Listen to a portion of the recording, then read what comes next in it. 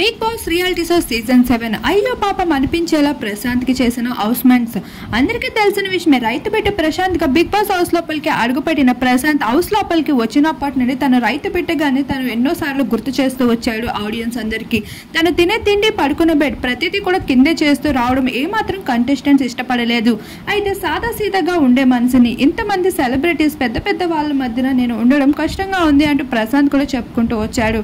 అయితే ఇప్పుడు నామినేషన్ ప్రక్రియలో ఇప్పుడు కంటెస్టెంట్స్ అందరూ రైతు బిడ్డ అయిన ప్రశాంత్ పైన అగేన్స్ట్ అయ్యారని కూడా చెప్పుకోవచ్చు. ఆ పదం వాడడం ఏమాత్రం సరికాదు.